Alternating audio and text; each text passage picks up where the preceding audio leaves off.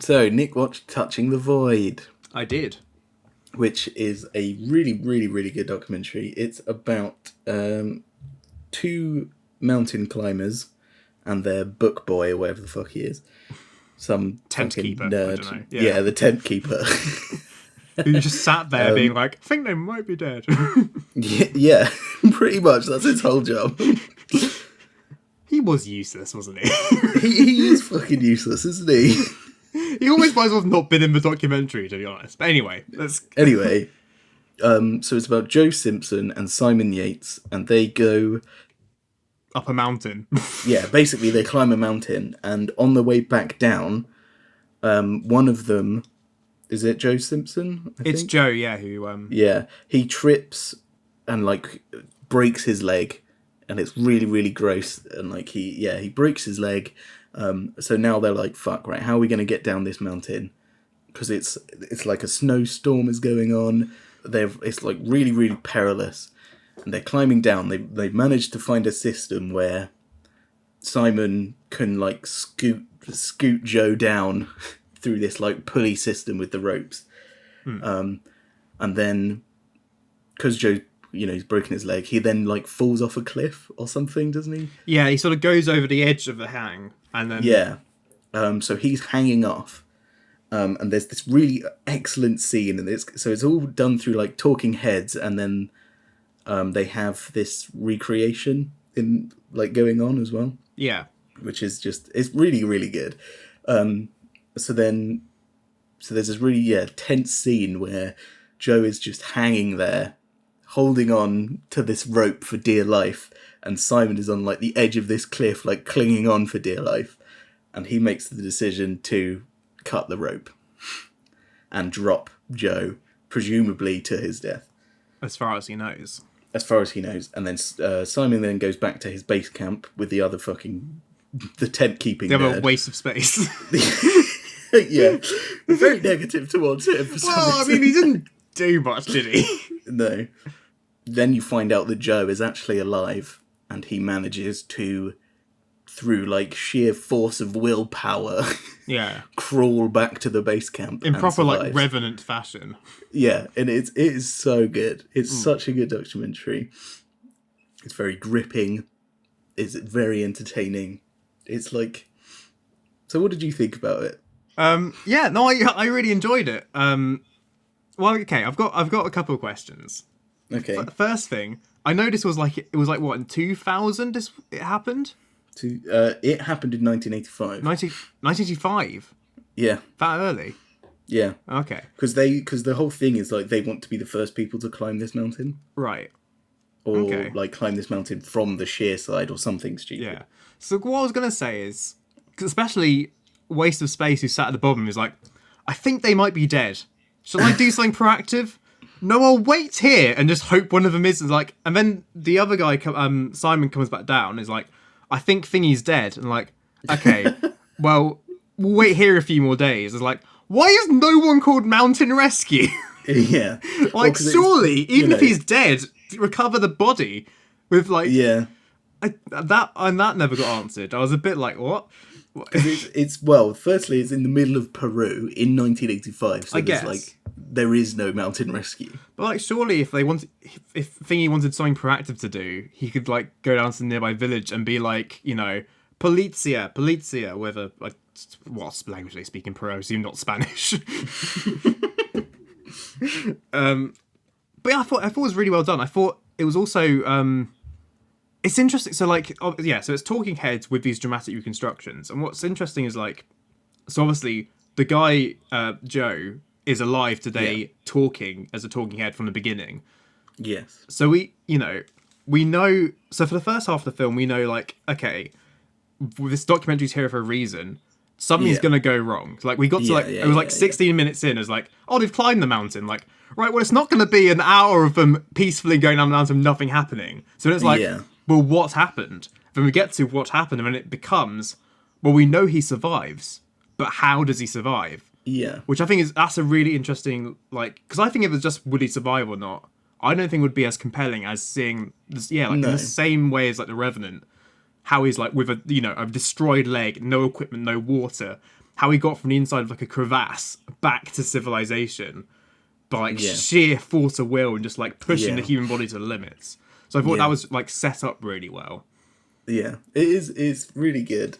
So what I do want to talk about is obviously, what do you think of recreation then in documentary?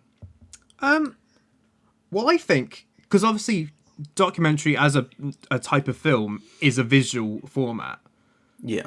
and I think talking heads aren't a very visual thing at all.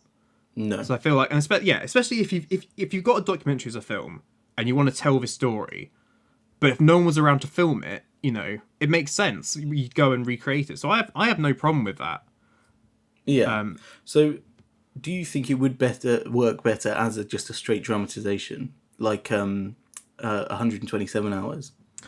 No, and I think because with the talking heads, I think having the sort of, especially because, I mean, 127 hours I haven't seen, but there's a thing about like he has his camera on him or something, so does like video diaries. Yeah. Because like here's the thing with like single protagonist narratives, is, unlike a novel where we reread the inside protagonist's head, in a film Yes. we've got to have him talk to himself or some other thing. Like, I think Castaway has got Wilson to talk to.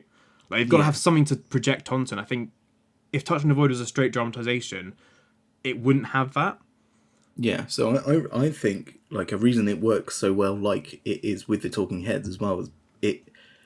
Whereas in 127 hours, all of the crazy shit that happens is like, oh well, they've taken liberty with it. Yeah. Creative liberties. Whereas with this, because you've got the actual Joe and Simon there Yeah.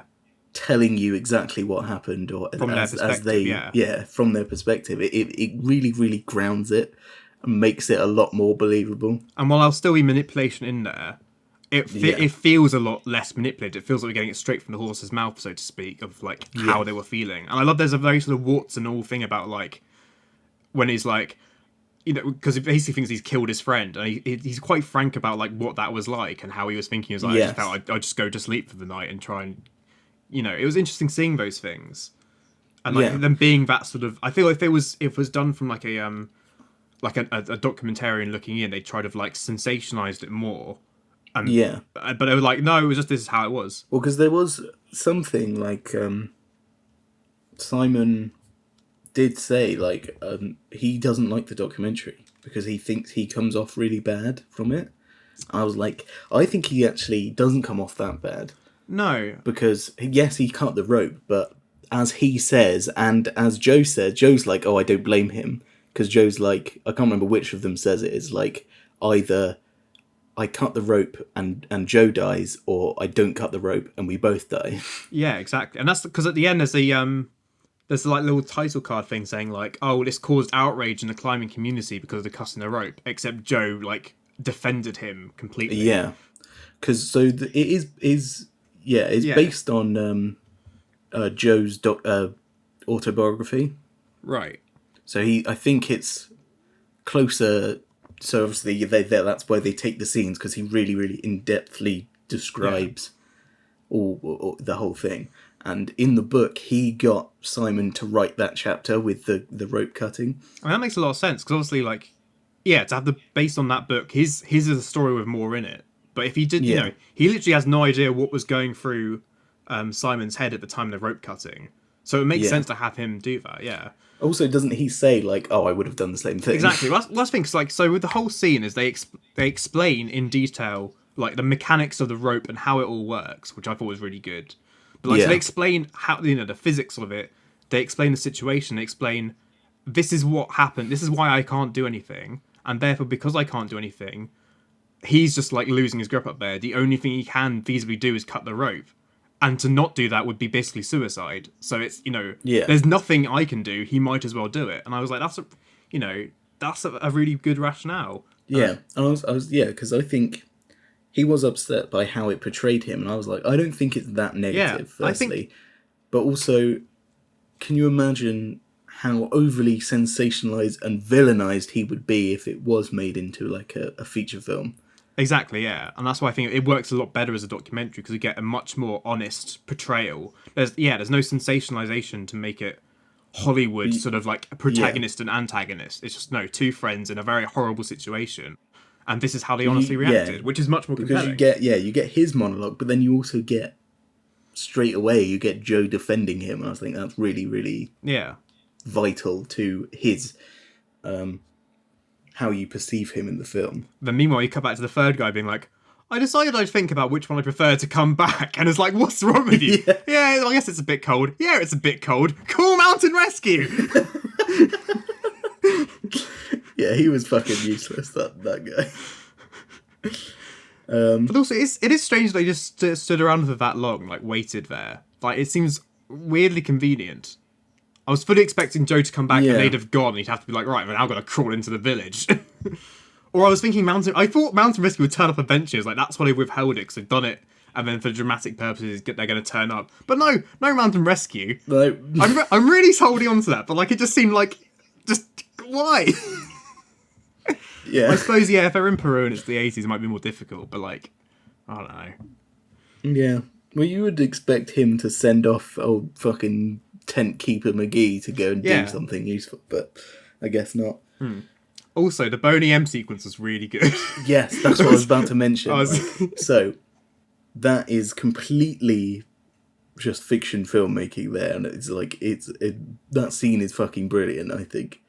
So, towards the end of the film, when Joe has finally managed to get down off the mountain, and he like drinks water for the first time in ages. Is it before then or after then? I think it is after he's drunk the water, yeah, he's drunk the water and he's now like in these rocks and he's like just shouting for freaking the fuck out. Yeah, shouting for Simon, and he's just sort of tripping out, and he's like, I genuinely thought I was gonna die. I was going mad, and all I could hear in my head was this one song by Boney M. And then they take that scene is so good because the visuals on screen, they take a lot of liberty with it. They just have the recreation actor just fucking tripping out, and they have Boney M play. Yeah. And then you see pictures of animal bones and stuff, and he's like, oh, I'm gonna die. And it's like there's so many visual things in there, and it's just like this works so well, and that sequence is so good. It's also so dryly funny. Like there's a great irony to, like, I mean, in my head I'm normally having songs I like playing all the time. I have, the things on my Spotify playlist. The idea of the slowly driving yourself insane and on the brink of death, and the only thing you can think of in your head is a song you hate. There's something so dryly funny about that. I love the sort of the way, as again, with having that testimony of him there telling us exactly what it was like, and having that sort of like just also quite frank discussion of it just added to the humour of that scene, and then cut to him like tripping the fuck out with like Boney M play. It was just such a funny scene. So, what do you think of, in terms of the truth, how truthful do you think this is? I mean, no documentary's real, obviously. Yeah, but true. But for the sake of this, I mean, lie. I would say this seems like a relatively realistic documentary.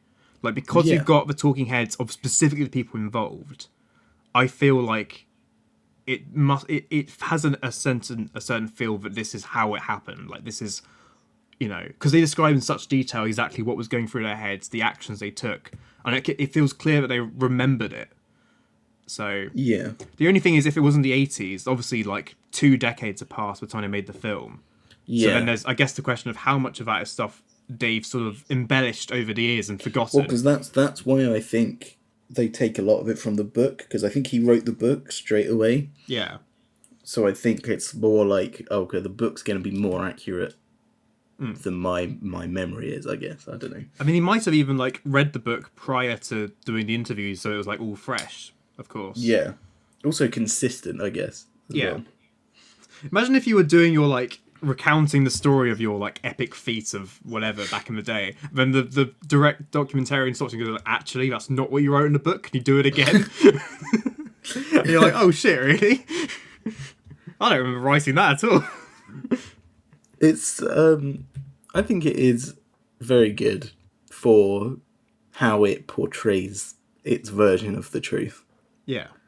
And the other thing is, whereas with something like Tiger King, where you can have multiple versions of it, and you can have all the testimonies of the people who are there, and all of these differing versions, and all of Yeah. these. Louis made a documentary. This other guy's made a documentary. There's all of these various different things. You can watch his web series about it. All of this random crap. Yeah, there's so much documentation of it. Yeah.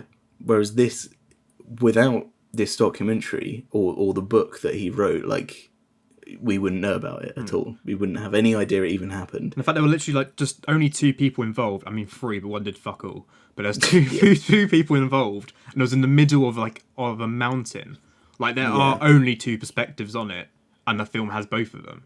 Like, unlike Taking, which has like hundreds of perspectives, and it's just very believable, and it is. Would you recommend it? Yeah, I'd absolutely recommend it. I really enjoyed it. Yeah, and I think it's very well constructed. It's entertaining. It's gripping. I think it's a very appropriate it is very word. gripping. Yeah. Also, the bit where the cut the rope scene is really good. I think that's very well constructed.